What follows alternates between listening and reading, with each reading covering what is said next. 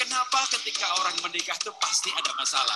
Karena menikah itu dua orang, dua pribadi dengan latar belakang berbeda, pikiran berbeda, keluarga berbeda, ide berbeda, tinggal dalam satu rumah selama 50 tahun.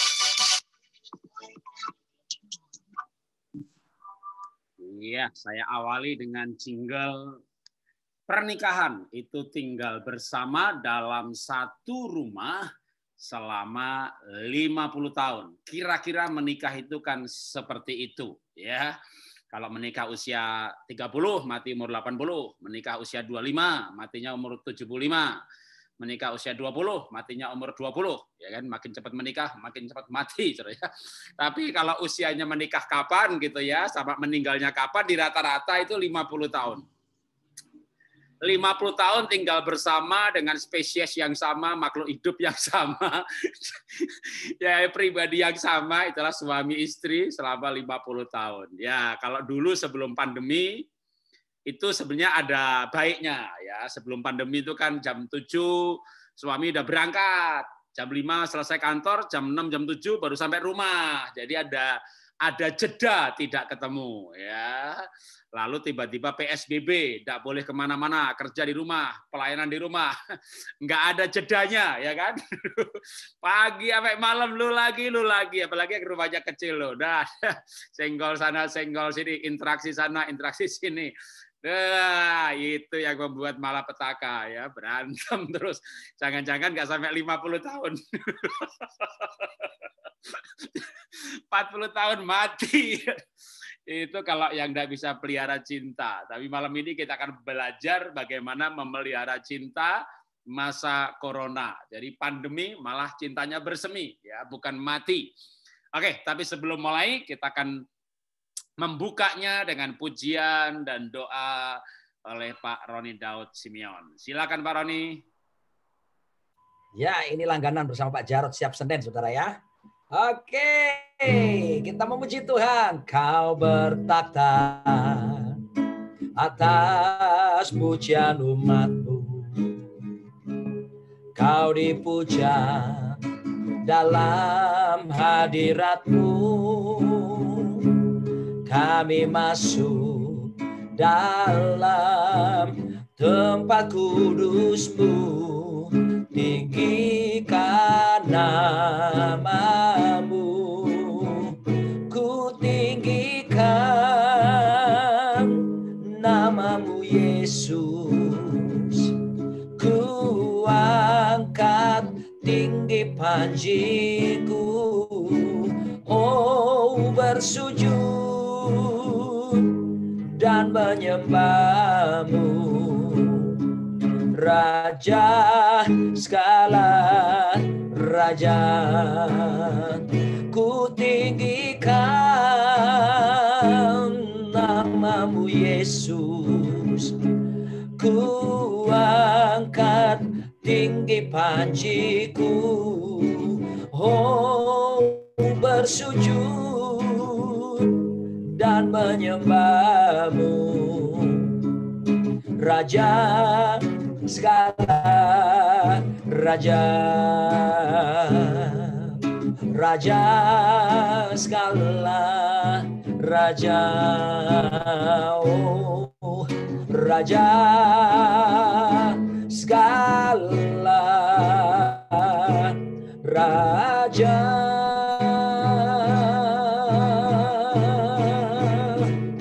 Engkau raja sekarang dan selamanya, Yesus Raja. Kau kuagungkan segenap hati. Engkau Raja sekarang dan selamanya, Yesus Raja. Kau kuagungkan segenap hati. Kau kuagungkan segenap hati, oh, kau kuagungkan dengan segenap hati. Amin.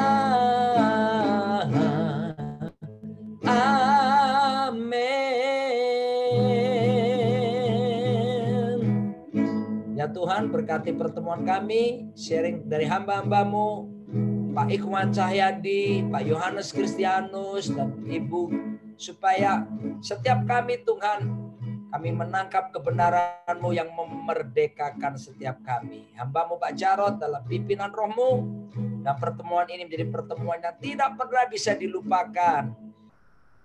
Karena ada nilai-nilai kekekalan, nilai-nilai kerajaan-Mu yang dinyatakan di tengah-tengah kami. Dalam nama di atas segala nama, Raja di atas segala Raja, Tuhan kami Yesus Kristus. Amin. Silakan Pak Jarod.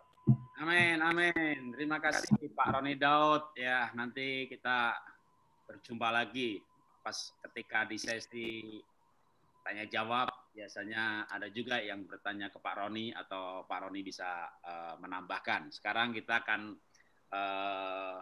mengundang narasumber dulu. Ada 2, tapi 1 dulu ya. Malam ini kita ada tamu seorang konselor karir dan keluarga.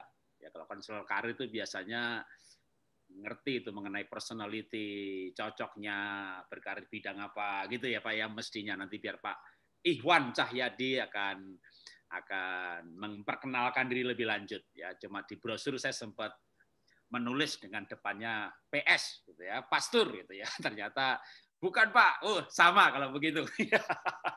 Saya juga bukan. Nubuatan kali Pak itu Pak. Nubuatan Pak itu. Oh, nubuatan.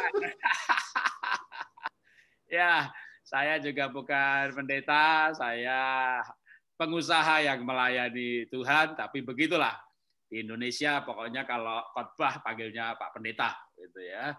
Kita sudah jelaskan juga, ya tetap Pak, kita tetap panggil, pokoknya Bapak bagi saya pendeta kok gitu.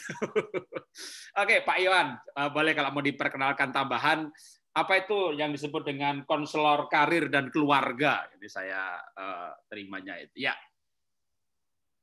Ya, selamat malam Bapak Ibu Saudara sekalian. Terima kasih juga buat Pak Jarod yang boleh memberikan kesempatan pada saya untuk berbagi pada malam hari ini ya. Mungkin beberapa saya lihat ada yang kenal, mungkin beberapa pernah ikut seminar atau pernah ikut kelas saya. Nah, bagi yang belum, background saya sebenarnya adalah saya backgroundnya dari teknik kimia ITB ya. Jadi saya tahun 86 kuliah di ITB jurusan teknik kimia. Setelah lulus dari teknik kimia, saya merasa itu karir saya nanti di situ. Langsung saya lanjutin lagi ke Amerika, saya ngambil master in chemical engineering juga ya, teknik kimia juga. Nah, saya karena nggak pernah tahu apa karir itu, ya ngikutin aja flow teman-teman kemana, mana yang bagus gitu. Tapi setelah saya pulang dari Amerika tahun 90, saya kemudian kerja di Surabaya, ya di pabrik dengan semangat. Tapi baru 1 tahun saya sudah merasa bosan, saya merasa jenuh, dan saya juga bingung kenapa gitu ya. Saya tidak terlalu suka dengan lingkungan pabrik. Lalu saya ditawarin untuk ngajar kuliah di Ubaya, Surabaya. Nah, saya ngajar memang bidangnya di teknik kimia. Tapi yang menarik saya waktu mengajar itu saya semangat sekali ya, dan saya sebenarnya bukan semangat mengajarkan apa yang bidang saya itu teknik kimia, tapi saya semangat sekali untuk bisa menolong para mahasiswa ya, khususnya mahasiswa yang udah mau drop out, udah nggak sekolah dan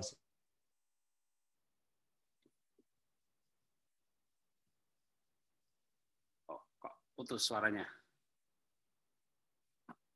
Pak saya atau Pak Iwan? Wah, tunggu sebentar. Ini saya yang single ini.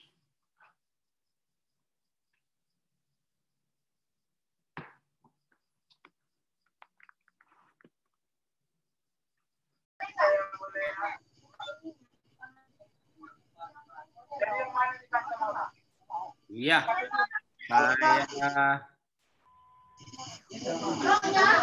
ya, mohon maaf saya tadi keputus ya. Itu apa namanya? Tadi saya kabel yang nyambungin ke internet tuh kesenggol. Jadi colokan pemancar wifi-nya lepas. Oke, silakan dilanjut Pak Iwan. Ya, tadi sudah ya. Jadi artinya saya merasa kegagalan saya sebab ngambil jurusan dulu di teknik kimia. Kemudian juga saya dibesarkan di keluarga yang tidak harmonis juga. Orang tua saya berantem terus. Tapi itu menjadi satu investasi ya, Tuhan jadikan menjadi satu passion dalam diri saya. Sekarang saya pelayanan saya justru di dua bidang itu. Di karir, menolong para siswa yang SMA untuk memilih jurusan, menolong para yang kuliah bagaimana mengambil kuliah pekerjaan, dan juga banyak orang-orang yang udah kerja ke sana sini bosan ganti-ganti, mereka bingung, dan itu juga menjadi satu passion saya. Yang kedua, ya tadi masalah keluarga. Makanya saya bersyukur sekali boleh sharing tentang keluarga juga pada malam hari ini. Ya, saya langsung pada pertanyaan Pak Iwan. Sebelum nanti saya akan pindah ke tamu yang lain dan balik ke Bapak lagi. Nah, pada masa pandemi ini banyak sekali orang kehilangan. Yang paling berat tentunya kehilangan anggota keluarga. Seperti kalau di KIB sendiri, ya Pak Fuksi dipanggil Tuhan, Ibu Non Rawung dipanggil Tuhan, itu jelas-jelas ada dalam grup kita ya. Lalu yang pernah mengalami kehilangan kesehatan tapi dikembalikan, ya Pak Tony Daud, ya Pak Tony Mulya, Pak Julianto Simanjuntak masuk rumah sakit ya. Kalau saya coba kena gejala tapi nggak berani masuk rumah sakit, takut rumah sakit. Ada yang kehilangan pekerjaan. Kalau saya lebih parah sebenarnya, kehilangan bisnis. Jadi usaha yang saya rintis tahun 92, IFA Dasyat bangkrut, kami tutup. Nah, banyak orang tidak sanggup menghadapi kehilangan. Nah, saya mau tanya sama Pak Iwan, gimana Pak, supaya kita itu nggak kehilangan, terutama cinta Tuhan. Ya, nanti kita juga boleh cinta yang lain, pasangan, tapi kita mulai dengan gimana dalam keadaan susah ya. Selain pandemi kan juga sering biasanya ada musibah, kebanjiran, kebakaran, ada gempa bumi, ada huru-hara, bahkan saat-saat seperti itu banyak orang terguncang. Tuhan di mana? Atau Tuhan tuh ada apa enggak sih? Nah, itu kehilangan yang menurut saya besar sekali, ya, kehilangan iman, kehilangan pengharapan. Tapi dan juga pasti akan kehilangan cinta. Nah, gimana Pak Iwan? Ya, menarik. Terima kasih ya. Ini satu pertanyaan yang sulit, tapi banyak yang dipertanyakan oleh setiap orang, khususnya masa pandemi ini. Ya, artinya kata-kata mengapa ini terjadi sama saya, mengapa Tuhan kau berdiam diri, mengapa dan sebagainya. Ya. Nah, mungkin satu hal yang kita lihat di sini adalah memang ini misteri daripada hidup ya. Pertanyaan mengapa itu memang biasanya tidak ada jawabannya. Ya, Tuhan biasanya nggak pernah jawab dengan pertanyaan kita mengapa. Tapi pada saat kita fokus bertanya kepada apa yang harus saya lakukan melalui situasi ini, barulah di situ kita bisa menemukan jawabannya. Ya, saya juga sama mengalami ya, toko buku rohani saya semuanya saya tutup ya, PT-nya saya close down. Dan kalau kita terus bertanya mengapa, itu nggak ada jawabannya. Tapi pada saat Tuhan, apa yang harus saya lakukan melalui situasi ini, apa yang harus saya lakukan setelah saya tutup, ya. Tadi Pak Jarod bilang tentang kebangkrutan, saya juga mengalami saat ini, ya. Tapi pada saat saya bertanya apa yang harus saya lakukan, disitulah muncul sesuatu insight dari Tuhan, ya. Saya masih bisa mempekerjakan orang-orang saya untuk bisnis yang lainnya, Tuhan bukakan. Yang kedua, mungkin saya juga melihat bahwa sebenarnya saya dari jurusan background teknik kimia itu ya menarik gitu loh. Sebenarnya tidak ada kata kehilangan. Yang ada tuh substitusi. Kalau kita hilang sesuatu, kita bisa mendapatkan sesuatu. Ini yang harus kita pahami. Pada saat kehilangan sesuatu atau seseorang, Tuhan akan berikan sesuatu atau seseorang yang lain yang menggantikan kehilangan tersebut. Hukum kekekalan ya Pak ya? Ya betul Pak. Materi itu kekal. Materi energi itu kekal. Dari energi panas jadi energi cahaya. Dari cahaya kita apa lagi? Ya, setuju. Mengapa? Ya, memang kadang jawabannya ada karena, tapi jawaban karena itu sering susah sekali dapatnya ya. Saya ingat waktu Bill Wilson dibuang oleh orang tuanya. Lalu dia ditaruh depan supermarket, akhirnya ditemu sama pegawai panti asuhan. Maka dia juga selalu bertanya, Tuhan, mengapa aku dilahirkan? Kenapa orang tuaku nggak sayang aku? Kenapa aku dibuang? Kenapa? Akhirnya ya dia nggak pernah menemukan jawabannya dan jadi orang yang kepahitan. Lalu dia menemukan kisah Daud yang juga Mazmur 27 ayat 10 berkata, ayah ibuku meninggalkan aku. Daud nggak disayang orang tuanya. Tapi Tuhan punya rencana untuk hidup Daud. Nah itu mengubah pola pikir Bill Wilson. Dia nggak bertanya lagi kenapa aku dilahirkan.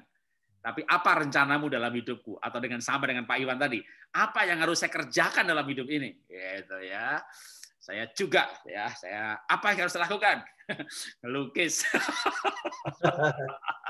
Dapat saya, makanya sudah dapat saya jawabannya untuk diri saya sendiri ya. Oke, nanti saya kembali ke Pak Iwan ya, mengenai tips untuk nggak kehilangan cinta. Kalau dengan Tuhan, ya lebih baik bertanya apa yang harus saya lakukan. Tuhan pasti nanti banyak menjawabnya. Lakukan ini. Waduh, kita sibuk akhirnya. Ya, melayani, bikin Zoom, kunjungan, seminar, dan nggak ada habisnya. Sekarang saya mau mengundang dulu Pak Yohanes dan Pak Henny Kristianus. Saya yakin sudah banyak yang... Bu Henny Pak. Pak Yohanes dan Bu Henny. Ya. Kristianus. Ya, saya yakin Pak Yohanes dan Bu Henny sudah sangat terkenal. Ya, kalau masuk Instagramnya atau YouTube-nya, followernya ratusan ribu. Ratusan ribu ya. Jadi mau ketemu, mau ngundang ini sampai Pak Yohanes bilang, aduh biasanya kita Zoom udah nggak layani loh. Wah please Pak, ini teman lama ini. Ya, teman ketika Pak Yohanes masih di Sydney, ya. Lalu saya ajak ke Sampit, ya. Melayani pendeta-pendeta desa, nggak dikasih persembahan kasih, mau. Ya, ini kalau bicara kehilangan, saya yakin Pak Yohanes dan Ibu juga pernah pasti mengalami kehilangan, ya, kehilangan pekerjaan, kehilangan pelayanan, atau memang bukan kehilangan, sengaja meninggalkan Australia dan datang ke Indonesia. Tapi saya percaya, ya, saya nggak tahu sih ya, apakah Yayasan Tangan Pengharapan, karena Pak Yohanes dan Ibu Henny adalah pendiri dari Tangan Pengharapan yang saya yakin banyak orang mengenal ya. Apakah juga terkena dampak dari pandemi? Tapi pertanyaan yang sama saya mau ajukan ya, karena bisa menjadi nasihat bagi banyak orang hari-hari ini. Gimana kiat untuk tetap cinta Tuhan? Karena kalau saya lihat, saya ini follower Bu Henny yang setia loh. Ya, tak lihatin Instagramnya, naik motor di Kalimantan, naik perahu sampai hujan-hujan di Mentawai. Gitu. Jadi kalau cinta Tuhannya saya udah nggak ragu sama sekali. Ya. Kalau bisa 200% gitu ya. Maka saya ingin dapat tips dari Bapak dan Ibu berdua. Ya, gimana keep on fire untuk cinta Tuhan. Padahal kalau namanya kehilangan tuh saya yakin adalah bentuk yang lain pasti mengalami. Kehilangan dukungan, bahkan bukan kehilangan lagi, mungkin dijegal, diblok, ya kan, nggak diundang khotbah lagi oleh satu grup gede. Nah, saya dengar semuanya gitu ya, tapi itu namanya cinta Tuhan itu luar biasa. Jadi, oke, Pak Yohanes, nanti Bu Henny boleh menambahkan mengenai tips untuk tetap cinta Tuhan. Ya, thank you Pak Jarod untuk kesempatannya. Senang sekali bisa ketemu juga dengan Pastor Roni Daud dan Pastor Iwan Cahyadi, dan juga beberapa teman saya juga ada di sini, Pak Anton. Thank you, senang sekali bisa berjumpa. Pak Yoyok juga dari Mataram ada di sini juga, luar biasa, amazing. Ya, kalau kita melihat bahwa pengertian adalah people come, people go, but the Lord stay. Orang datang, orang pergi, tapi Tuhan tetap tinggal bersama kita. Money come, money go, but the Lord stay. Jadi kita perlu jangan pegang erat-erat. Ketika diambil akan melukai kita. Tapi kalau kita pegang nggak terlalu erat-erat, apapun yang hilang, kita pun tetap bersuka cita. Karena selama kita tinggal di bumi, nggak ada yang kekal. Apalagi yang dipegang pisau ya, nggak boleh kenceng. Kita udah ngalami kehilangan, orang yang support, kehilangan banyak hal ya yang jadi andalan kita. Tapi selama kita berpegang bahwa Tuhan tidak pernah tinggalkan kita, pasti segala sesuatu akan berjalan kembali dengan baik. Dan buktinya di masa pandemik ini, kita yang paling merasa kehilangan yaitu beberapa partner kita, donatur kita yang sempat usahanya terdampak sehingga berpengaruh juga di pelayanan tangan pengharapan. Serta juga kita juga sebagai pembicara sejak masa pandemik nggak bisa bicara di mana-mana. Tapi kemudian kita coba berdoa, minta Tuhan, minta hikmat, apa yang kita bisa kerjakan. Akhirnya coba kita starting dengan pelayanan YouTube. Memang tuh udah bicara sebetulnya dari 2 tahun yang lalu. Cuman kita karena terjebak sama jadwal, mengakibatkan kita nggak bisa untuk memulai pelayanan online. Tapi lewat pandemik ini, kita dijorokin. Dan ternyata itu dia, Tuhan stay sama-sama kita. Dan sekarang bisa berjalan. Mungkin dari sisi ini bisa sharing. Malam semuanya, shalom, Pastor Roni. YouTuber. Terima kasih kesempatannya, Pak. Jadi saya jadi ingat sesuatu gini. Pernah waktu sebelum saya nikah sama Jojo ada yang nanya, apa sih yang bikin kamu cinta sama Jojo? Soalnya waktu saya pacaran sama Jojo tuh 5 tahun nggak disetujui orang tua, digamparin mama ya, wah disiksa pokoknya. Tapi saya tetap cinta gitu ya, tetap nunggu sampai mama restui, kami 7 tahun pacaran baru direstui. Nah, terus akhirnya 9 tahun kami pacaran baru nikah. Wow. Ditanya, kenapa sih cinta sama Jojo gitu? Padahal kayak yang enggak gitu ya, calon pendeta lagi gitu kan. Zaman gitu kan pendeta katanya kere gitu ya. Nah, jadi kenapa sih kok cinta sama Jojo? Saya coba mikir-mikir, apa ya yang bikin saya cinta sama Jojo? Nggak nemu tuh alasannya. Karena kalau ganteng, yang lain banyak yang ganteng. Kalau kaya, Jojo nggak kaya. Kalau pinter, banyak yang lebih pinter. Jadi nggak punya alasannya, cinta aja. Nah, kalau Pak Jarot tanya, bagaimana untuk bisa tetap cinta Yesus? Saya rasa cinta itu nggak butuh alasan. Mau susah, mau senang, ya kita cinta Tuhan gitu. Toh saya juga dulu pernah susah ditolong Tuhan ya, masa hari ini Tuhan nggak tolong kita? Urusan uang itu bukan nomor 1 ya seharusnya. Justru saya lihat masa susah ini masa yang baik untuk menguji yang terbaik. Terbaik dalam hal apa? Kualitas pernikahan, kualitas hubungan, investasi dan sebagainya. Apa sih yang terbaik justru ditemukan di masa sulit. Nah, Jojo bagi saya jauh lebih penting daripada seberapa persembahan kasih yang bisa dikasih ke saya. Jadi nggak membuat saya berhenti mencintai seorang Jojo meskipun setorannya berhenti gitu. Sama dengan Tuhan juga, kurang lebih gitu Pak.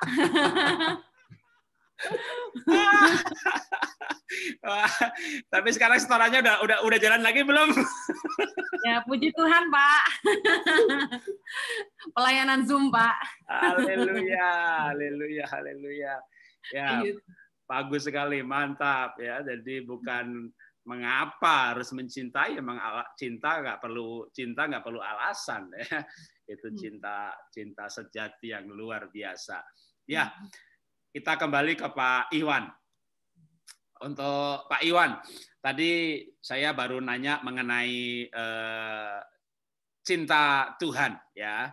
Kita gimana supaya cinta Tuhan, maka kita harus fokus pada pertanyaan apa yang harus saya lakukan Tuhan, apa yang harus saya kerjakan. Nah, banyak orang tidak menemukan jawaban itu, Pak. Jadi kayak ya apa yang harus saya lakukan ya gitu ya, nggak ngerti. Terus akhirnya ya muter-muter tetap hanyut di dalam kekecewaan. Saya masih pengen tips untuk tidak kecewa dengan Tuhan dalam situasi yang tidak baik. Silakan Pak Iwan. Ya, masih di mute, Pak. Oh, ya makasih. Ya. Seperti tadi disampaikan oleh Pak Jojo sama Bu Heni ya, betul bahwa ya cinta kepada Tuhan itu memang selayaknya tidak pernah berhenti. seringkali kenapa kita misalnya tergoda untuk bisa marah sama Tuhan, kecewa sama Tuhan. Balik lagi itu ada istilah kalau kita jatuh itu biasanya bukan karena batu gede ya, tapi karena kerikil yang kecil yang kita nggak lihat gitu. Nah, jadi sama seringkali pada saat kita hanya melihat masalah yang ada, kita fokusnya ke masalah itu sehingga kita merasa tidak suka sama Tuhan, kecewa sama Tuhan, mempertanyakan keadilan Tuhan, mempertanyakan kasih Tuhan. Tapi pada saat kita lihat ke belakang bagaimana begitu besarnya kasih Tuhan dalam pengalaman hidup kita ya, hingga kita sampai sekarang ini, baru kita mungkin akan kayak disadarkan bahwa waduh ini cuman kerikil aja yang benar membuat saya jatuh. Sebenarnya banyak batu-batu besar yang sudah terlalui yang benar-benar Tuhan sudah berikan kepada kita ya. Saya pikir itu salah satu tips juga untuk kita bisa benar-benar tetap cinta sama Tuhan. Yang kedua tadi pertanyaan yang bagus sekali, kenapa banyak orang sulit sekali untuk menemukan kehendak Tuhan? Ya, oke, saya mau tahu kehendak. Kalau gitu saya pengen tahu kehendak Tuhan gimana. Nah, masalahnya mereka salah gitu. Mereka mencari kehendak Tuhan di dalam kebisingan, di dalam keramaian, di dalam satu kesibukan yang jelas tidak akan pernah ketemu. Kalau kita mau benar-benar mencari kehendak Tuhan, Tuhan itu nggak pernah berteriak sama kita. Tuhan itu berbisik dengan sangat lembut kepada kita. Jadi kalau kita tidak bisa tenang, berdiam diri, solitude, kita tidak akan pernah bisa mendengar suara Tuhan itu. Karena kita terlalu sibuk, kita terlalu bisik, terlalu berisik dengan suara kita, suara teman-teman, kegiatan kita, pelayanan kita, jadwal kita tadi. Saya pikir itu salah satu hal praktis bahwa kalau kita mau benar-benar mendengar suara Tuhan, sediakanlah waktu yang benar-benar tenang, solitude, dan kita mau mendengarkan. Dan saya percaya pandemi inilah saat yang paling tepat untuk kita bisa berdiam diri ya. Kalau dulu sebelum pandemi semua jadwal penuh ya, termasuk saya juga. Waduh, di rumah seminggu tuh paling 2 hari ya. Sekarang tuh 7 hari di rumah. Tidak ada alasan untuk tidak bisa tenang diam. Begitu Pak Jarot kira-kira. Oke, terima kasih ya. Kita memang kalau memang cinta Tuhan itu ya kita sebenarnya nggak akan kecewa ya, karena yang terbaik Tuhan sudah berikan. Memang saya juga mengalami kehilangan. Kalau bicara kehilangan, sebenarnya saya mengalami kehilangan yang besar sekali ya. Jadi bagi yang belum tahu teman-teman ya, saya punya usaha namanya IFA Dahsyat. Saya rintis tahun 92. Dari satu sopir, satu sekretaris, berkembang sampai 300 pegawai, gudang halamannya 4 hektar, bangunannya 2 hektar, kantor pusat halamannya 2 hektar, gedungnya 8 lantai, satu lantainya 1.800 meter, pegawainya 300. Jadi untuk trading bukan pabrik ya, cukup besar. Member di Indonesia ada 500.000. Jadi kalau 10% saja tutup poin, itu ada di 200 kabupaten lebih, 10% tutup poin bulan itu 50 miliar. Saya berpikir akan go public, lalu mewariskan perusahaan ini kepada anak-anak. Tapi rencana itu gagal, gitu ya. Dan ketika gagal, lalu bangkrut tuh betul-betul saldonya itu 0 karena semua kewajiban harus dibayar. Nggak mungkin nanti saya khotbah ke Bandung misalnya supaya saya menjadi Bandung gitu ya. Lagi khotbah ada jemaat supaya yang teriak, "Bapak belum bayar saya." Jadi saya bilang sama kongsi saya, ayo kita akhiri hidup ini dengan mulia. Bisnis ini adalah game hidup, permainan hidup. Kita mulai dengan mulia, kita tutup dengan mulia. Dan untuk mengakhiri dengan mulia itu ya semua saldo habis. Bahkan beberapa aset harus dijual untuk melepas kewajiban. Jadi saya pensiun tanpa deposito. Bahkan saya tidak asuransi diri saya. Nggak ada asuransi kesehatan. Sekarang saya jadi hamba Tuhan sama dengan Pak Roni Daud dan yang lain-lain. Hidup dari bulan ke bulan.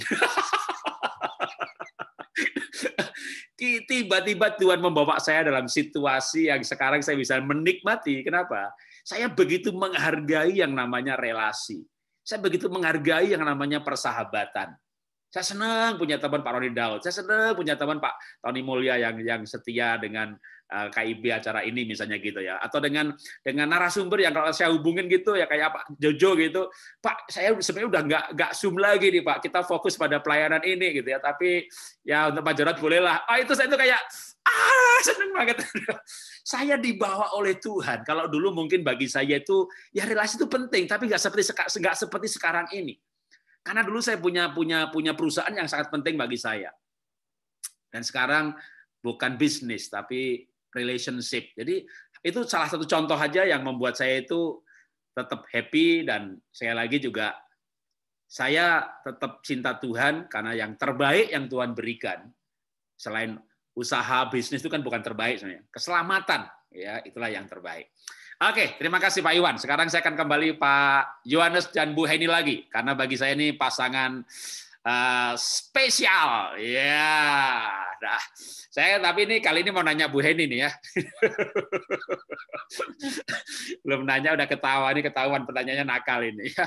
Bu Heni cinta Tuhan luar biasa, pergi ke pedalaman, ke NTT, ke Mentawai, cinta sama Tuhannya luar biasa. Yang saya mau tanya nih Bu, Pak Jojo tuh masih kebagian cinta nggak ya? Apa jangan-jangan udah gak ada sisanya lagi? Cinta sama suami nggak terbagi, Pak.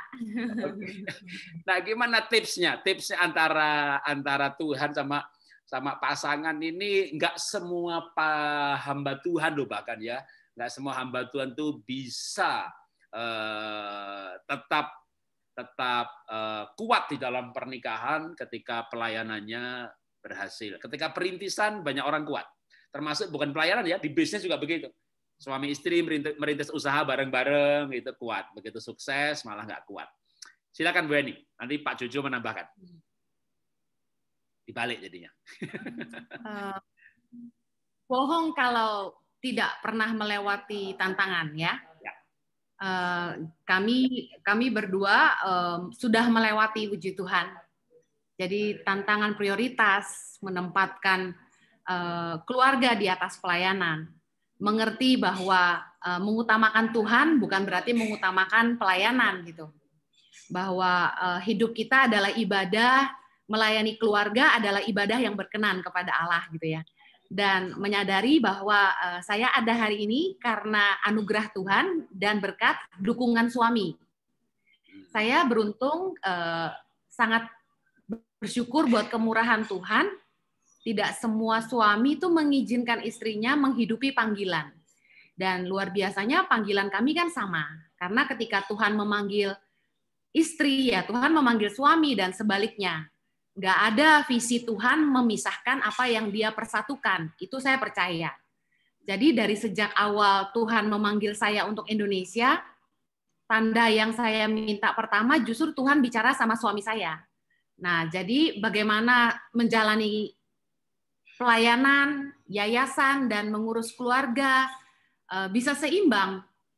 Pertama, saya belajar prioritas keluarga saya harus diurus dulu, baru saya urus yang lain. Nah, harus ada yang dikorbankan ketika kita menghidupi panggilan.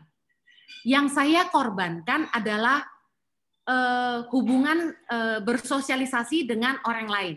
Jadi karena waktu saya hanya sedikit, saya kalau tidak khotbah ataupun tidak keliling Indonesia untuk melayani anak-anak di pedalaman, saya di rumah, Pak. Mungkin Bapak nggak percaya, tapi saya ini anak rumahan dan kampungan. Jadi jarang pergi, tinggal di Jakarta, nggak pernah jalan-jalan ke Kemang, nggak pernah jalan-jalan kemana-mana, di rumah aja. Bahkan ke mall pun jarang gitu. Betul-betul hanya di rumah urus anak, pagi sarapan sama anak, siang makan siang sama anak, malam masak. Saya full time mom sekarang, Pak. Saya masak pagi siang malam buat keluarga. Bisa masak ini. Oh. Sedikit aja, Pak. Pak Jojo boleh nambahkan tips untuk tetap cinta pasangan di masa pandemi. Bosan nggak lihat ibu tiap hari? Saya bersyukur bahwa setiap masalah yang ada punya tujuan.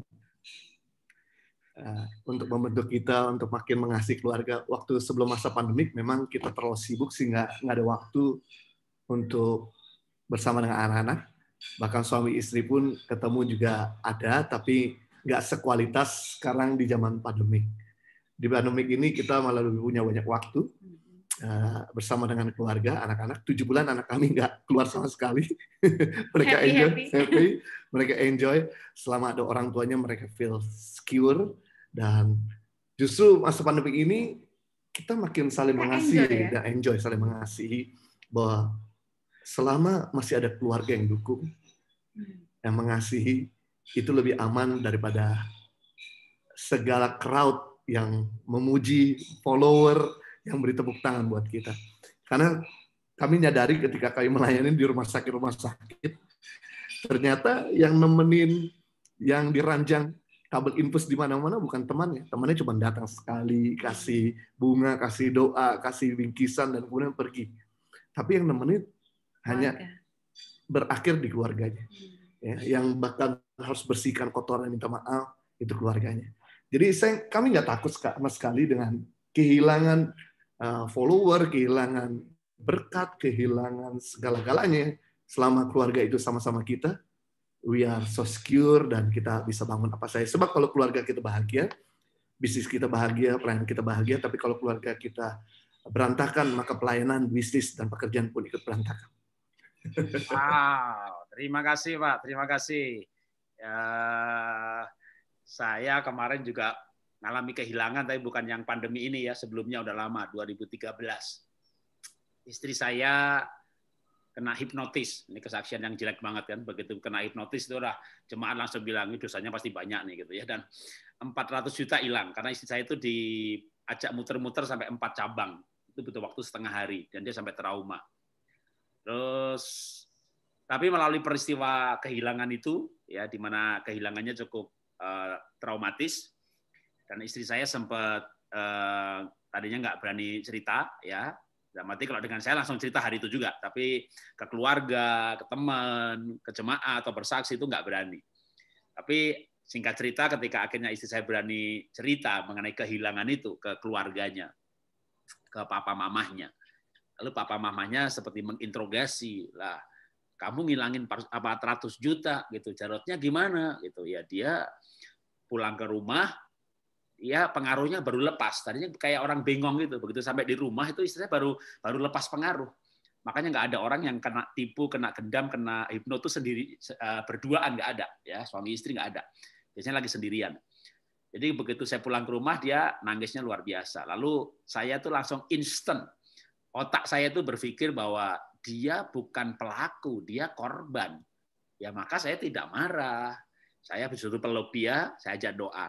Malam dia mau cerita, nangis lagi, saya peluk lagi, saya ajak doa lagi gitu ya. Jadi akhirnya ya istri saya tuh cerita sama orang tuanya, ya Jarot peluk saya, ajak doa, saya nangis, peluk lagi, ajak doa, pokoknya ceritanya peluk doa aja gitu ya. Itu istri saya akhirnya mendengar cerita dari orang-orang lain gitu, bahwa ada istri yang lain ngilangin 10 juta, dimaki-maki suaminya, ngilangin 20 juta, digoblok-goblokin suaminya, ngilangin HP-nya rusak yang cuma 5 juta, goblok-goblokin sama suaminya. Nah ini dia ngilangin 400 gitu ya, peluk doa. Itu membuat istri saya itu makin sayang sama saya. Jadi gara-gara peristiwa itu tuh dia makin mesra sama saya. Akhirnya saya tuh tadi, kenapa saya ingin cerita ini, kalimat saya itu mirip banget sama kalimatnya Yohanes tadi gitu ya. Apa yang kita nggak sanggup hadapi oleh dua orang yang saling mencintai gitu. Jadi akhirnya saya bilang sama istri saya gitu ya, ketika kita mencapai keintiman justru setelah kehilangan. Keintiman justru setelah pengampunan. Keintiman setelah yang satu berbuat salah, yang satu menerima. Itu keintiman yang luar biasa. Istri saya merasa bahwa saya sayang banget sama dia, dan memang saya sayang banget sama dia. Ketika dia mengalami hal itu, saya pikir dia bukan pelaku kan, dia korban. Jadi saya sayang sama dia gitu. Jadi tapi ketika istri saya mendengar orang lain, istri lain menghilangkan yang lebih kecil, digebuki, dimaki-maki gitu, dia makin menyadari betapa saya cinta sama dia. Lalu waktu itu kita bilang begini sama dia, kita berdua, kita tuh nggak takut loh menghadapi dunia ini. Apa yang ditakuti oleh dua orang yang saling mencintai? Ciela. Sampai awal Maret kita berdua kena demam, hilang rasa, batuk, pusing, melemah. Waduh, kompres kepala, perut semua aja dikompres. Demam 5 hari nggak hilang, cuma kita nggak ke rumah sakit aja deh. Tapi kita berdua isolasi mandiri 21 hari. Kita hajar macam aneka vitamin, dan ya ternyata juga cinta lagi ya, yang membuat kita sehat kembali. Ya, kembali ke Pak Iwan. Untuk Pak Iwan, saya masih ada pertanyaan sebelum kita akan buka nanti tanya jawab dari peserta ya. Silakan Bapak Ibu peserta di Zoom. Kalau yang di streaming di Facebook nggak bisa bertanya, tapi yang di Zoom bisa menulis di chat atau nanti bisa buka mic-nya. Boleh bertanya ke Pak Yohanes dan Bu Heni, ke Pak Iwan, boleh bertanya ke Pak Roni juga boleh, ke saya juga nggak apa-apa ya. Nah sekarang saya mau tanya ke Pak Iwan Cahyadi yang mengenai masuk ke keluarga. Boleh mengenai suami istri, boleh mengenai orang tua anak. Mungkin ada tips atau mau berbagi pengalaman mengenai bagaimana masa pandemi ini, atau kalau misalnya nggak masa pandemi nggak usah dipaksakan, tapi seperti tadi saya bercerita, saya kena hipno, berarti kehilangan, bahwa pernah mengalami kehilangan. Karena saya percaya pada masa pandemi ini yang paling banyak dihadapi oleh orang-orang itu kehilangan. Kehilangan pekerjaan, kehilangan kesehatan, kehilangan anggota keluarga, yang paling parah sekali kan kehilangan harapan. Gimana untuk tetap tidak kehilangan harapan? Atau bagaimana orang tua anak atau suami istri bisa tetap atau bahkan semakin intim dalam masa-masa pergumulan dalam menghadapi masalah ataupun kehilangan? Silakan Pak Iwan. Ya, terima kasih ya.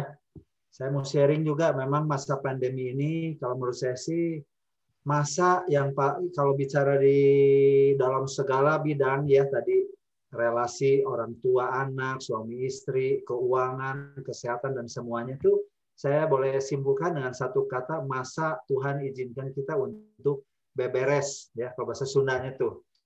Beberes, beres-beres gitu. Apa yang perlu dibereskan? Yang pertama adalah relasi tadi ya. Nah, saya merasa saya kebetulan saya punya anak 2 ya. Satu sudah menikah, satu lagi masih kuliah, dan dua-duanya udah nggak ada di rumah ya. Jadi kami cuma tinggal berdua. Ya, anak saya dua-duanya di Amerika, jadi kami tinggal berdua di sini. Nah, sebelum pandemi saya banyak sekali pelayanan, pekerjaan keliling dari Sumatera sampai Papua ya bersama Pak Julianto. Sehingga boleh dikatakan ya kita tidak terlalu kelihatan banyak konflik gitu. Tapi yang menarik adalah selama pandemi ini justru kita mulai keluar konflik-konflik baru. Ya, dan inilah yang menarik gitu loh. Bahwa seorang konselor pun yang seharusnya ngerti ya, dan ini mengalami banyak konflik dengan istri saya muncul ya. Nah, ternyata ada konflik-konflik yang ternyata baru kita mengerti bahwa itu ternyata dari luka-luka yang belum sempat timbul. Karena kita kalau ada konflik apa cepat ya udah. Tapi dengan setiap hari begitu ternyata luka itu jadi kelihatan. Nah, inilah yang saya rasakan akhirnya kita mulai bisa proses ya apa yang menjadi kemarahan saya, apa yang menjadi kemarahan istri saya, kenapa dia bisa marah, kenapa saya bisa marah. Dan ini ternyata kita menemukan berbagai hal-hal yang baru yang kita bisa saling mengerti. Jadi prinsipnya begini, banyak orang bilang ya konflik dalam suami istri terjadi karena banyak perbedaan. Saya dengan istri saya kebetulan banyak sekali semuanya berbeda. Tapi sebenarnya 7 tahun awal pernikahan itu kita memang konflik berat sekali. Tapi setelah saya melalui konseling, apalagi setelah saya belajar konseling gitu, saya merasa bahwa sebenarnya yang menjadikan konflik itu bukan perbedaan, tapi kita nggak ngerti perbedaannya di mana. Apa yang menyebabkan perbedaan masing-masing itu. Pada saat kita mengerti perbedaannya, sebenarnya kita tadi yang Pak Jarod, kita menjadi lebih intim, kita lebih bisa saling melengkapi. Ya, jadi selama masa pandemi ini, kalau menurut saya masa yang paling tepat untuk kita beberes tentang relasi ini. Ya, relasi dengan yang pertama mungkin sebelum kita mau bereskan relasi dengan siapapun juga itu adalah relasi dengan diri sendiri. Itu yang seringkali terlupakan. Seringkali kalau kita bicara relasi itu relasi dengan orang lain. Tapi bagaimana kita bisa membereskan relasi dengan orang lain, relasi dengan diri sendiri aja bermasalah. Artinya apa? Saya nggak pernah melihat diri saya tuh berharga, saya merasa diri saya itu berdosa, tidak ada harapan dan sebagainya. Itu yang pertama yang menurut saya perlu dibereskan tentang diri sendiri, ya, mengampuni diri sendiri. Yang kedua, kita juga harus bisa membereskan relasi dengan pasangan, orang tua dengan anak saat ini banyak sekali problem, ya. Tapi inilah sebenarnya yang paling tepat untuk kita bisa beberes tadi. Dan juga kita relasi dengan Tuhan. Banyak waktu, nggak ada alasan kita nggak punya waktu pribadi dengan Tuhan. Ya dulu kebanyakannya aktivitas. Jadi sekarang mungkin saatnya kita relasi pribadi dengan Tuhan. Itu kira-kira Pak Jarod yang mungkin saya bisa beri. Oke, iya, terima kasih. Saya sekarang kembali ke Pak Yohanes dan Ibu Heni. Tadi sempat saya dengar anak-anak 7 bulan nggak kemana-mana gitu ya. Wis, anak saya udah kemana-mana itu karena nggak betah ya. Dan saya sendiri juga nggak betah di rumah gitu. Jadi kita udah ke Gunung Salak, kita cari air terjun, kita ke Bogor, kita ke Sentul. Anak saya mungkin seminggu 2 kali ke Central Park, ada teman di sana. Setiap 2 hari sekali sepedaan ke BSD, ke The Breeze. Hari ini berapa? 40 kilo. Hari ini berapa? 30 kilo. Waktu cuma 10-20 kilo, saya temen itu sepedaan ya. Begitu. Anak saya perempuan ya, tapi naik sepedanya kuatnya minta ampun ya. Habis udah biasa di Australia itu orang di sana rupanya olahraganya kuat ya, orang Australia jalan kaki kemana-kemana gitu. Jadi saya dampingi anak saya sepedaan itu saya pikir anak perempuan gampang lah gitu.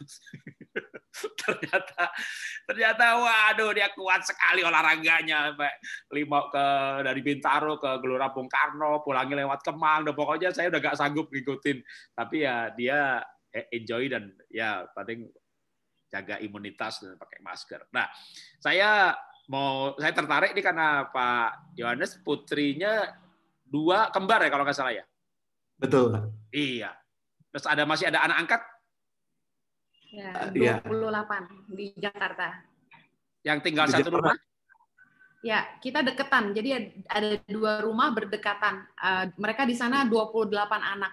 Wow, nah itu gimana makanya tuh masa pandemi ini anak 2 ya udah masa-masa remaja, anak saya itu betul-betul nggak betah loh di rumah ya. Akhirnya kita sih tadi tuh ya ke Gunung Salak berani, kita air terjun berani, kita ke Sentul berani, udah beraniin aja deh. Yang penting banyak ketawa aja udah sehat. Jaga imun gitu ya. Tapi saya tahu betul perasaan anak saya karena anak saya nomor 3 itu kayak saya banget gitu, nggak bisa betah di rumah gitu.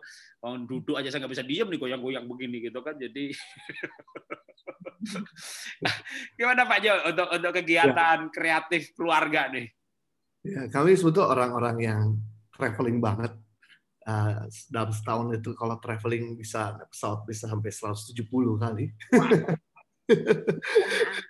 Dan di masa pandemi ini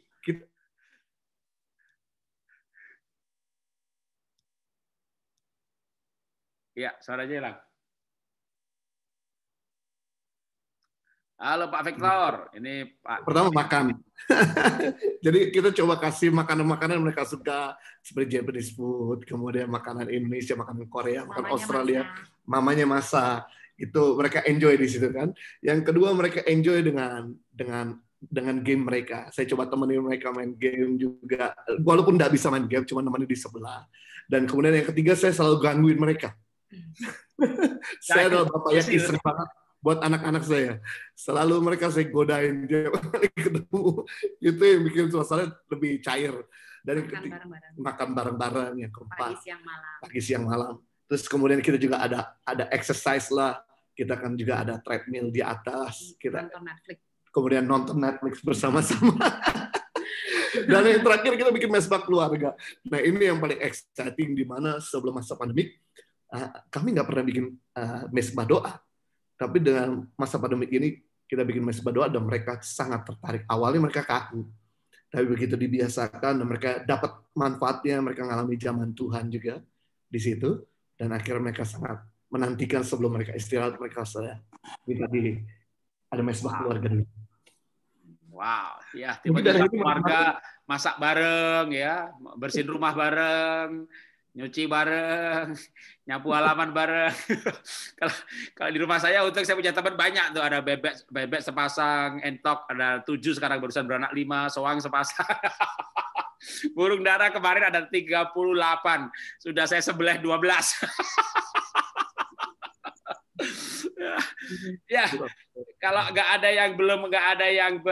yang bertanya ya, satu ada yang bertanya, tapi sebelum saya bertanya, bukan soal putus-putus. Pak Gunawan Handoyo mau menambahkan atau Pak Victor sebelum Pak Roni atau Pak Roni Daud duluan? Mengenai cinta masa corona. Yang lain dulu aja, Pak. Saya baru masuk. Saya mau tahu dulu. Ya, ini temanya mengenai cinta masa corona. Gimana supaya pada masa pandemi ini cintanya malah makin bersemi. Oke, ada pertanyaan, saya bacakan dulu ya. Oh, ini panjang, cukup tapi nggak apa-apa, saya baca. Pertanyaannya ditulis ke saya, jadi mungkin yang lain nggak baca. Oke, saya baca kalau gitu. Shalom Pak Jarod, selamat malam. Mohon jangan sebutkan nama saya. Oke, saya masih lajang. Sebelum COVID-19, Bapak saya kembali merintis usaha. Akhirnya menyewa ruko. Sebelum saya sempat bilang ke ayah saya untuk lebih baik istirahat, nggak perlu usaha lagi. Biarlah saya sebagai anak membiayai rumah dan mereka berdua orang tua. Tapi saya keras sehingga harus mengalah. Saya mengalah. Belum sampai 6 bulan COVID datang. Dan juga akhirnya ke kota saya membuat banyak pelanggan tidak membayar ayah saya dan akhirnya saya kembali gulung tikar. Membuat saya harus mengeluarkan biaya lebih lagi untuk melunasi ruko dan pabrik sebagai orang tua. Sebagai anak yang lajang dan satu-satunya yang belum menikah kadang membuat saya sedih dengan keadaan yang harus saya dapatnya nikmati masa muda ini tapi malah membantu membayar yang sebenarnya bukan menjadi urusan saya. Karena orang tuanya yang tadi usaha malah bangkrut tutup. Mohon Pak Jarod, apakah yang saya lakukan ini salah karena pikiran saya yang salah atau saya kurang mensupport ayah saya? Oke. Pak Roni mau jawab?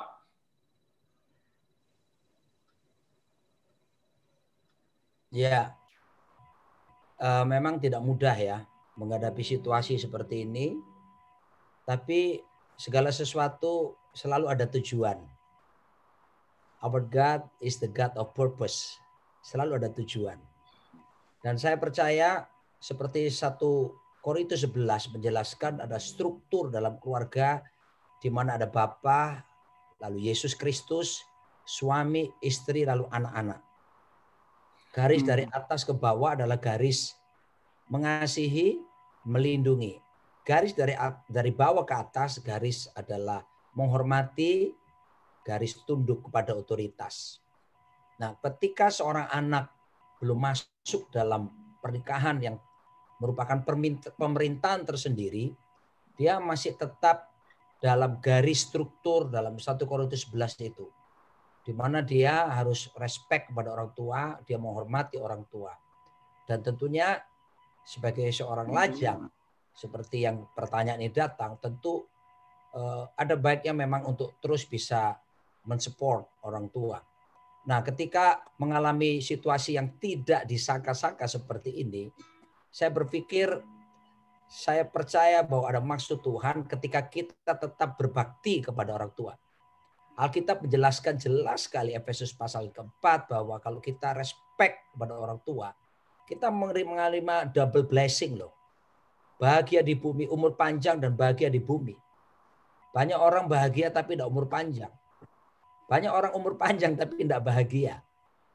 Jadi ketika kita tetap menolong orang tua kita, sekalipun tanda petik kita mengalami seperti dirugikan. Tapi ingat loh, prinsip tabur tua itu terjadi loh.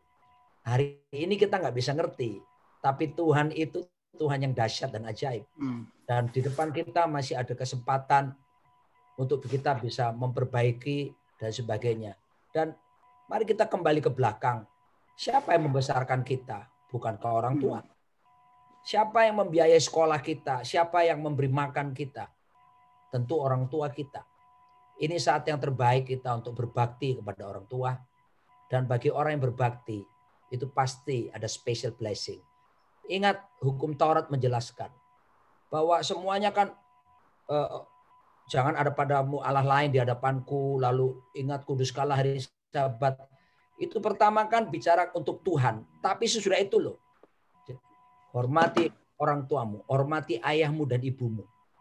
Begitu selesai dua yang kepada Tuhan dan orang tua, baru ada kata jangan membunuh, jangan berzina, jangan mencuri, sebagainya. Apa maksudnya Tuhan kok tempatkan sesudah dua hal pokok ini? Bila dua hal ini kamu kerjakan, kamu tidak akan mungkin terjerumus kepada hal-hal yang berikutnya tadi. Jadi mari kita pegang, tetap saya dukung Anda untuk membantu orang tua. Dan jangan bertanya why. Saya kena COVID-19. Ketika sebagai pendeta kan biasanya, loh kok pendeta kena gitu. Wah ini dosa apa? Kan tuduhan selalu ada gitu dari kiri kanan.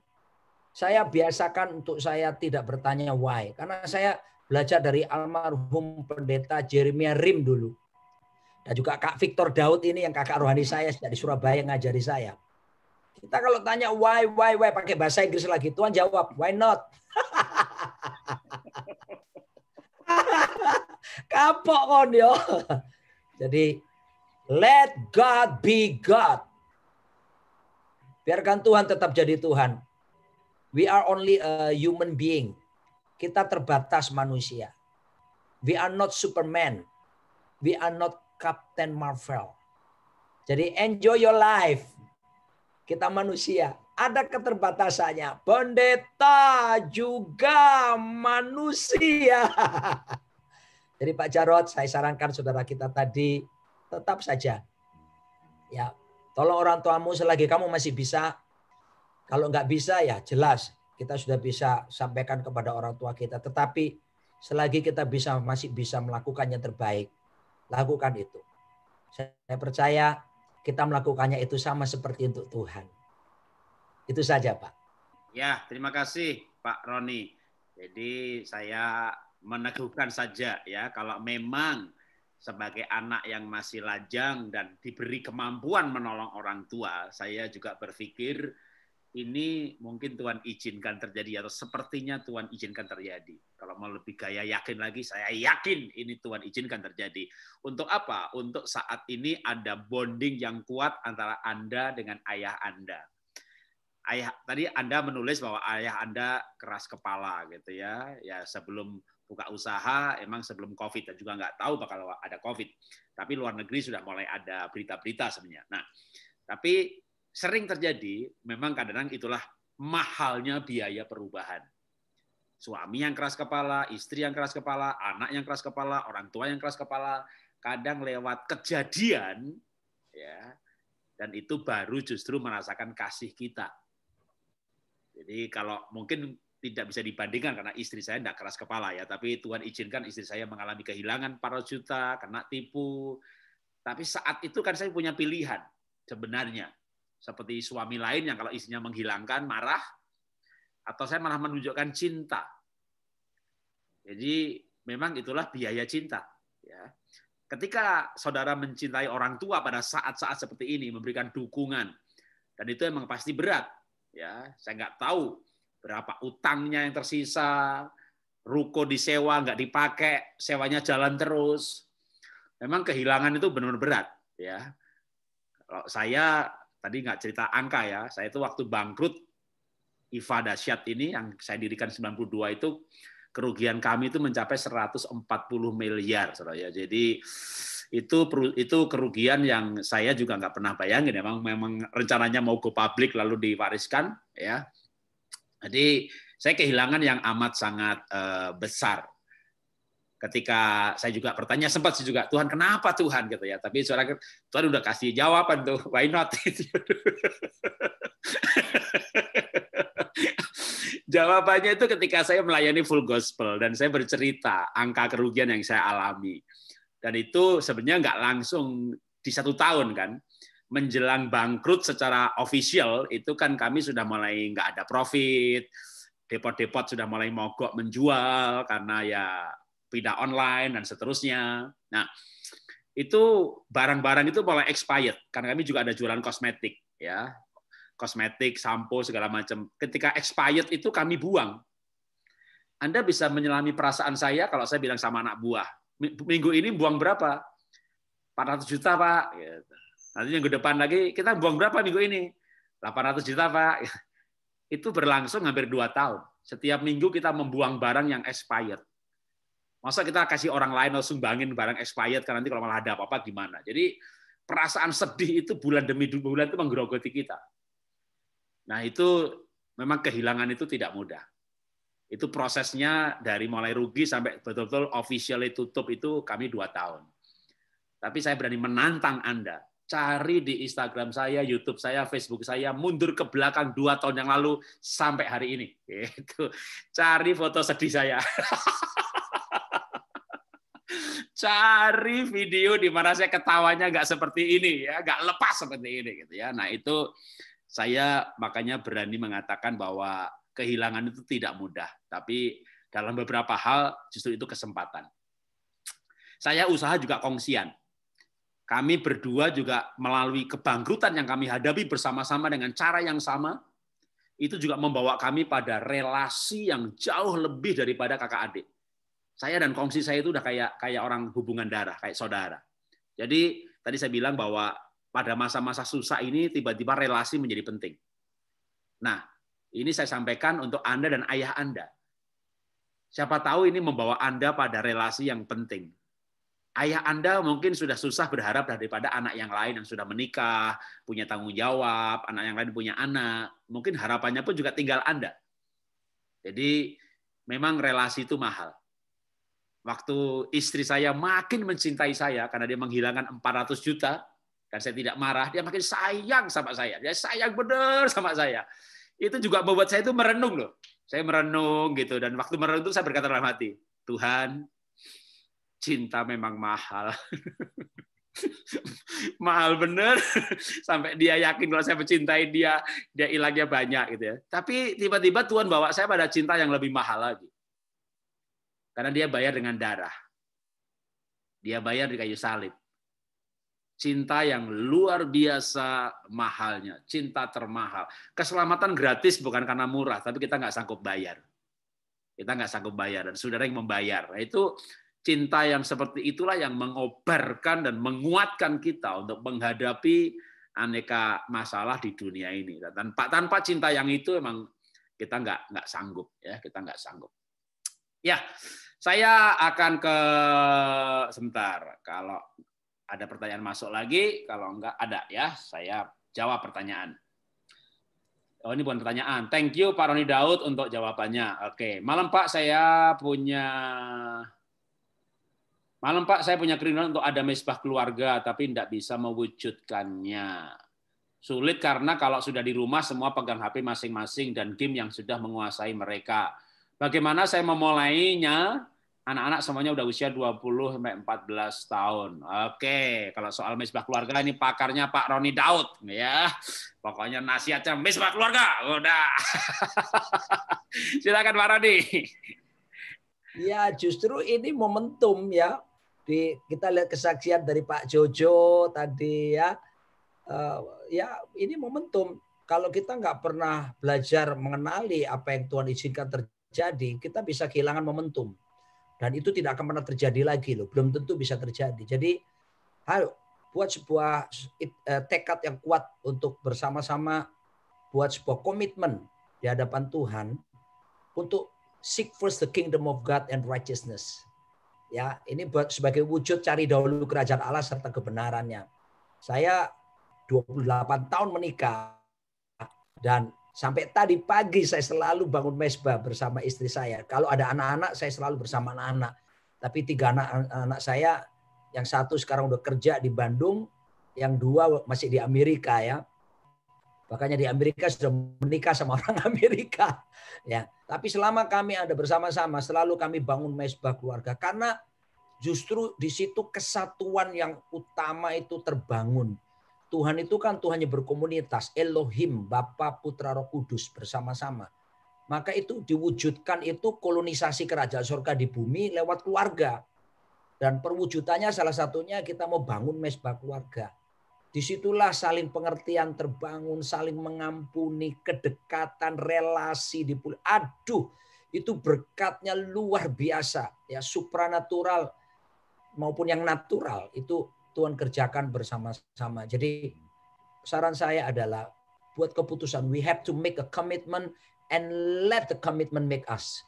Kita harus buat keputusan dan biarlah keputusan itu membentuk kita. Artinya kita akan jadi berdasarkan keputusan kita. Kalau nggak pernah buat keputusan melangkah, maka kita akan meninggalkan momentum yang ada. Jadi jangan tanya, kalau soal berkat udah nggak usah tanya. Soal mesbah itu luar biasa. Karena Alkitab yang mengajarkan 2-3 orang berkumpul dalam namaku, Yesus yang mengajarkannya.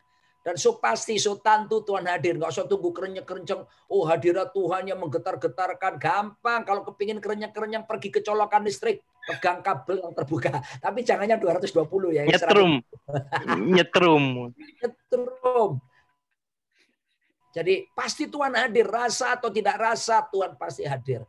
Dan Tuhan bilang begini, kalau mereka sepakat, wow, apapun yang mereka minta. Pak Jarot, saya ini pendeta GBI Rock. Saya tidak pernah pegang uang. Karena memang di gereja kami gembala tidak boleh pegang uang. Saya digaji, Pak. Tapi saya bisa kuliahkan anak saya 3 di Amerika. Itu lebih tinggi dari gaji saya sebagai gembala rock. Kok bisa ya? Oh, Bapak diundang pelayanan seperti Pak Jojo gitu. Saudara, saya beritahu, sekarang seperti COVID, mau undangan gimana? Mau pakai Zoom aja ada cuma terima kasih ya Pak Roni. Nggak apa-apa lah, masa kita batu menolak, ya kan? Nggak apa-apa. Tapi aneh, tahu-tahu ada orang transfer di rekening, ada saja kita heran. Sampai saya operasi ini loh, apa namanya pita suara di Singapura tahun lalu, Oktober. Itu rim di Mount E, Elizabeth. Itu reimburse-nya kecil karena asuransi saya rupanya nggak sampai terlalu besar gitu ya. Di reimburse kecil, aduh. Ya sudah bayar. Aneh. September kemarin itu ada rekening masuk jumlah yang besar menurut kami. Saya tanya dari asuransi. Loh kok bisa ada asuransi masuk? Oh ini Bapak ngalami ex gratia. Apa tuh ex gratia? Asuransi yang tahun lalu di Singapura itu yang reimburse-nya kecil itu. Ternyata enggak tahu gimana caranya mereka bilang sekarang di reimburse. Tuh saudaraku. Di masa COVID gini. Itu ngefek banget tuh. Saya luar biasa ya. Saya bisa biaya anak-anak saya di Amerika. Jadi sudahlah, nggak usah khawatir soal berkat. Itu akibat. Seek first the kingdom of God and righteousness. Cari dahulu kerajaan Allah serta kebenaran. Yang lainnya pasti akan mengikuti. Jadi utamakanlah, buat keputusan. Dan ajak bersama-sama. Tentu HP mesti dimatikan ya. HP ditinggalkan. Dan saya percaya pasti kita menikmati. Surga tidak jauh kok. Surga dimulai dari keluarga. Amin. Amin. Ya, ada pertanyaan buat Bu Heni ini saya bacakan ya. Pertanyaan untuk Ibu Heni, dia ditujukannya begitu. Malam Pak Jarot, saya mau nanya ke Cik Heni mengenai keluarga. Ada suami istri yang baru-baru ini memutuskan berpisah lewat ucapan saja. Anak dibawa ibunya. Sekarang ortu anak ini sudah punya pacar lagi masing-masing. Ibunya berencana menikah lagi dengan pacar barunya. Suaminya kelihatannya oke-oke saja. Sekarang yang jadi keprihatinan saya, si anak mendapat pemukulan dari ibunya dan neneknya. Wow. Belum lagi si anak yang baru 2 tahun ini mulai menyimpan penyimpangan seksual. Pertanyaan saya, apakah nanti kalau ibunya menikah lagi diperbolehkan? Oh, gini, ini yang bertanya walaupun ke Bu Heni ya,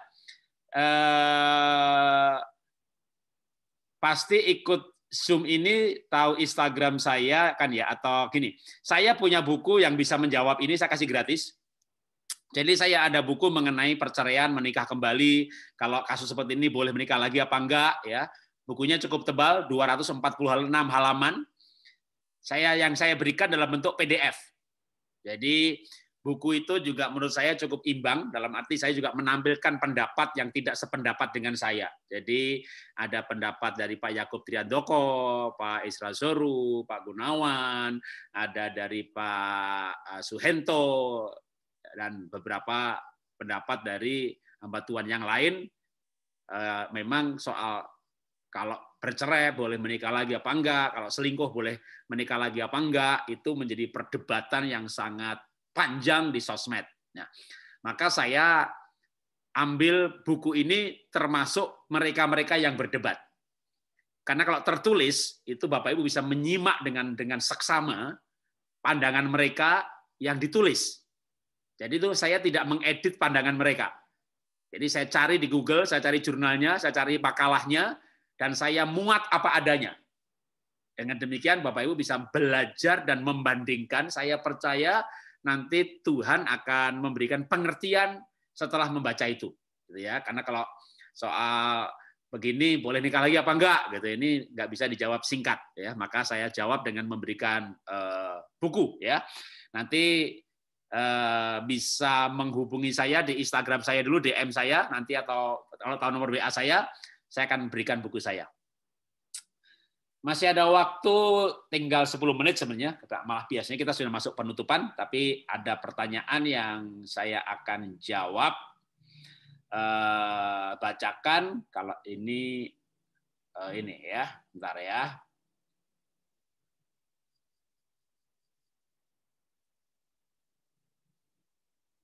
Pak, sejak papa saya meninggal, mama ikut kakak laki-laki di sebuah kota kecil karena kondisi fisik tidak memungkinkan untuk sendirian.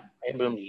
Tapi sepertinya kurang suka, bahkan pernah bilang supaya mama ikut saya saja dengan alasan di kota besar, banyak dokter bagus. Sebenarnya saya juga pengen mengajak mama saya. Masalahnya mertua ikut saya dan mama saya lebih suka tinggal di kota kecil. Ya, kalau menurut saya, kalau mamanya lebih senang tinggal di kota kecil, small beautiful, ya.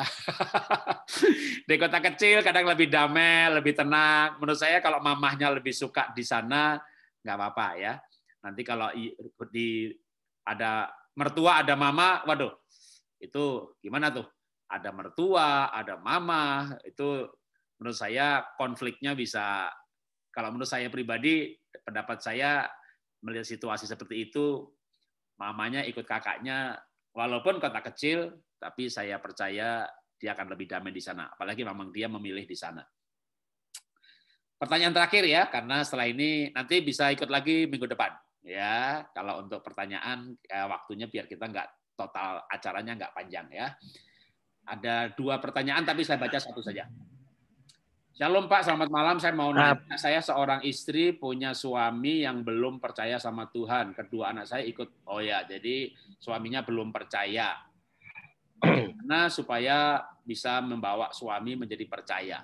Oke, saya jawab singkat juga saja. 1 Petrus 3 ayat 1 sampai 7 itu perikop mengenai sikap istri kalau suami belum percaya Tuhan Yesus. Ya, 1 Petrus 3, tapi intinya di ayat 1 sampai 3. Istri-istri, tunduk, hormat, taat kepada suami. Supaya kalau ada di antara mereka yang tidak taat kepada firman, maka mereka bisa dimenangkan tanpa perkataan. Ketika mereka melihat bagaimana salehnya istri mereka hidup, yaitu mendandani dirinya dengan takut akan Tuhan. Seperti perempuan-perempuan pada zaman dulu yang takut akan Tuhan menghiasi dirinya. Seperti Sarah yang menamakan Abraham itu tuannya. Nah, jadi ada nasihat, kalau ada suami-suami yang tidak percaya pada firman, dengan arti tidak percaya, maka istri bisa memenangkannya tanpa perkataan. Karena laki-laki itu memang nggak kuat dikata-katai. Laki-laki itu telinganya cuma aksesoris ditempel di situ, nggak ada fungsinya itu ya.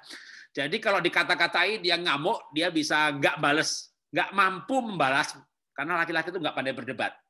Kalau berdebat pasti kalah, lalu yang maju tangannya, tempeleng dan sebagainya. Nah, maka supaya suami bertobat, Alkitab memberikan saran tanpa perkataan, karena memang laki-laki tidak bisa dimenangkan dengan perkataan kalau perkataan itu oleh istrinya. Laki-laki itu menghargai perkataan Nabi, hamba Tuhan luar negeri, ya Pak Victor tuh luar negeri tuh dari Belanda tuh. Laki-laki itu menghargai orang lain, pengusaha yang sukses. Pokoknya laki-laki itu nggak bisa bertobat karena perkataan istri. Maka firman Tuhan berkata, istri bisa memenangkan suami tanpa perkataan. Kalau istrinya tunduk, hormat, dan saleh. Bahkan ada tambahan lagi sebenarnya itu.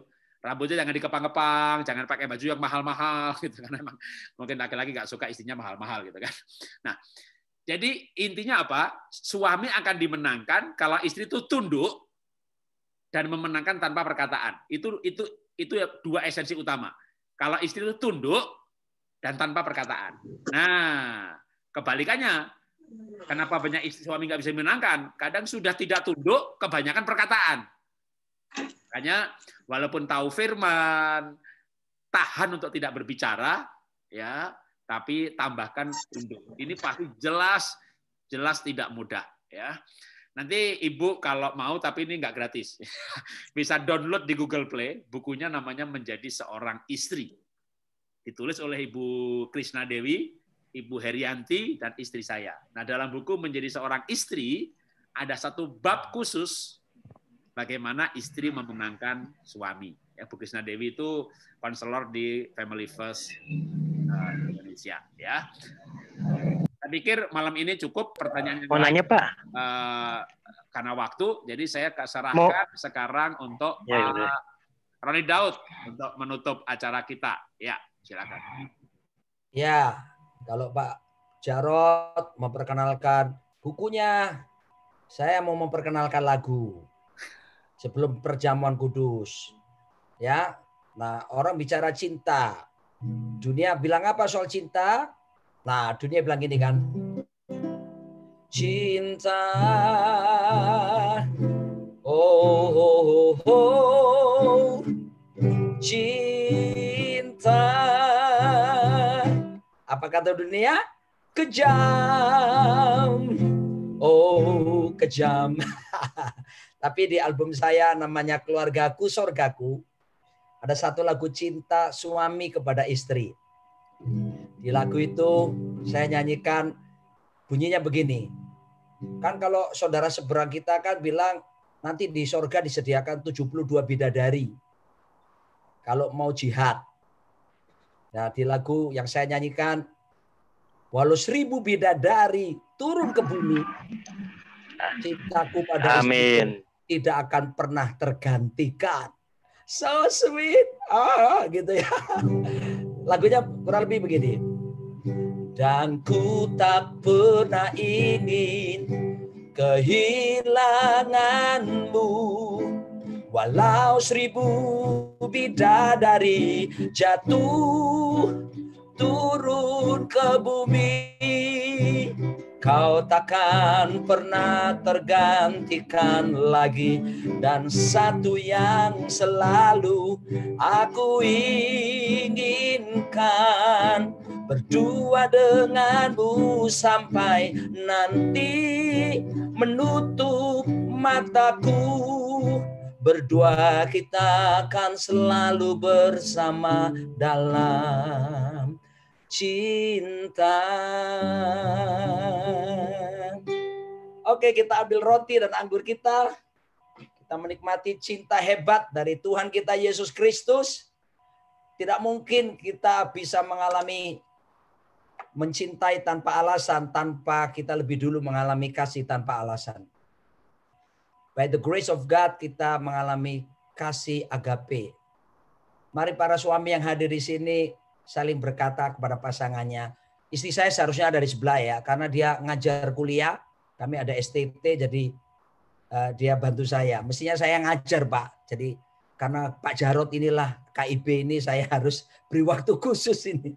Ya, dan saya tertarik untuk bisa mengikuti ini. Mari katakan kepada pasangan saudara, ya saya lihat banyak pasangan di sini. Katakan, I love you without any reason. Aku mengasihimu tanpa alasan. Sekalipun terjadi pelebaran ke kanan, ke kiri, dan bertambah luas wilayah tubuhmu, aku akan tetap berkata, still loving you.